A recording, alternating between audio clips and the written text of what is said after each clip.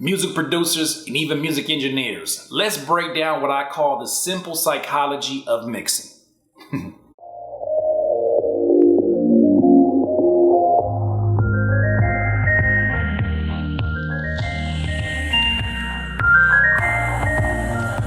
Music producers, engineers, anybody who sits in front of music and listens until it's mixed to perfection, mastered to perfection, I'm going to give you the non-technical psychology of mixing.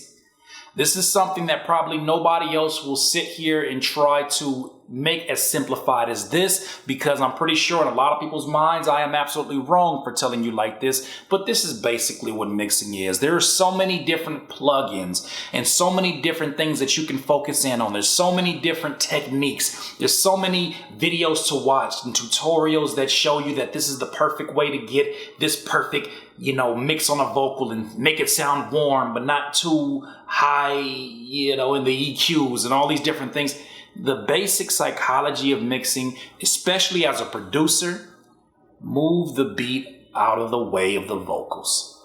Have that beat circulating around these vocals, right? When you think about reverb is basically an effect that opens up a sound and gives it more space. Now, when somebody tells you that, and they, instead of just telling you the technical aspects of you need to have reverb with this much wetness, and I mean, obviously you want to understand these terms, but really when it comes to mixing a song, when it comes to mixing a beat, especially as a producer, it is your job to make sure that this is really a wall of sound, like what I keep doing. I know I'll probably see it in my head and you can't see what I'm doing, but really when it comes to mixing, what I've always seen it as myself is that you literally are making space for the potential rapper, your potential client.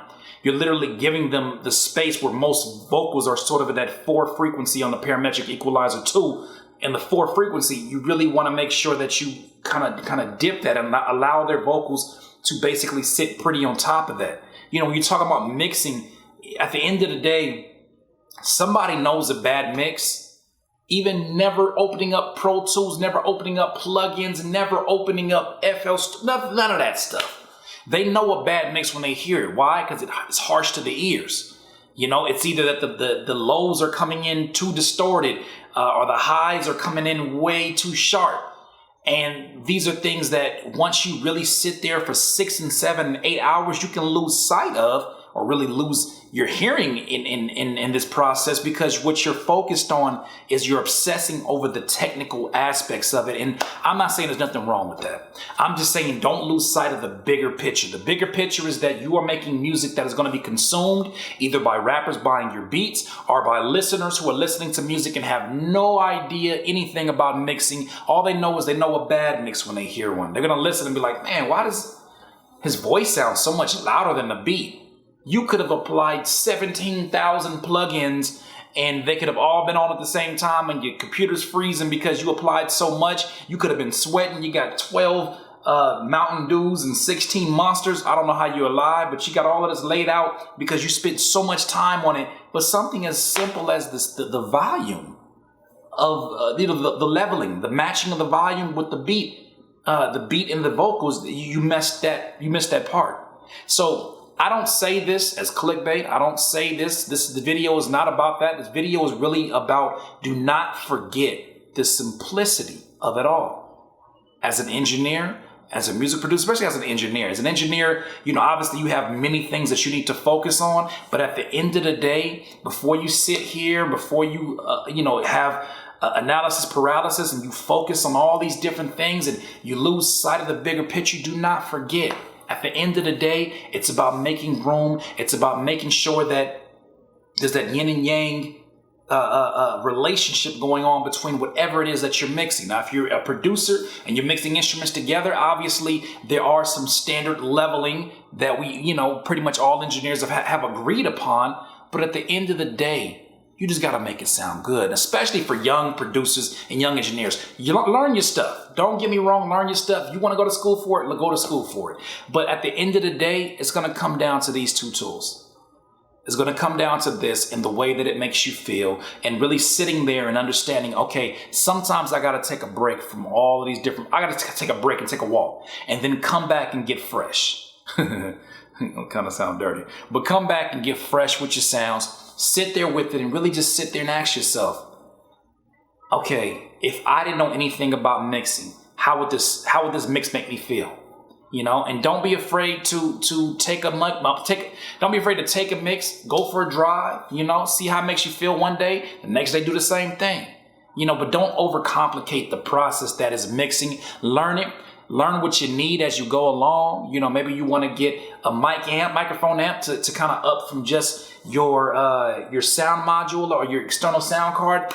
By all means do it, but know what you're getting into and do not lose sight of the bigger picture, the simple psychology of mixing, especially as a producer.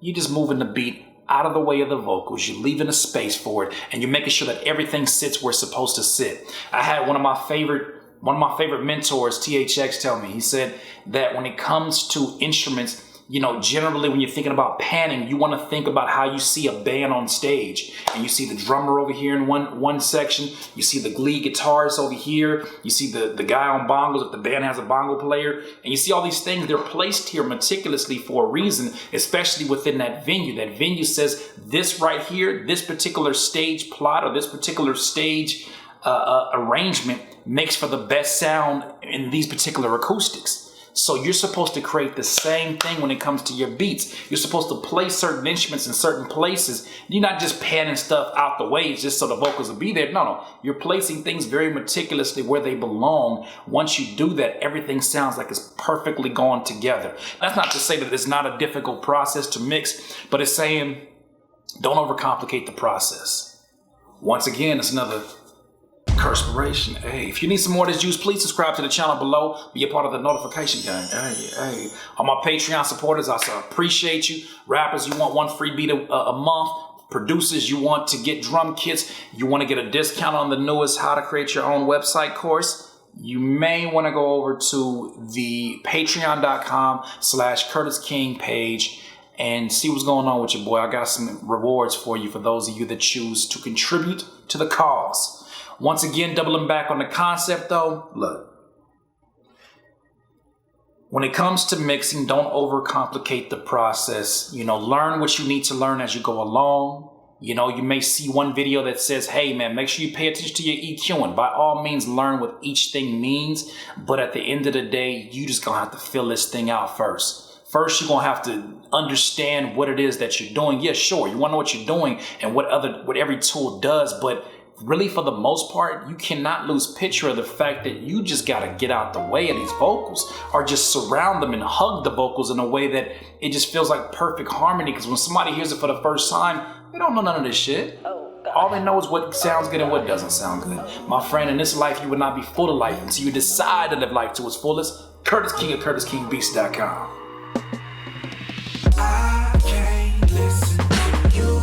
When I listen to you, it's a liability. Cause you be mentally killing my inner energy. So I'm concealing my feelings before you injure me.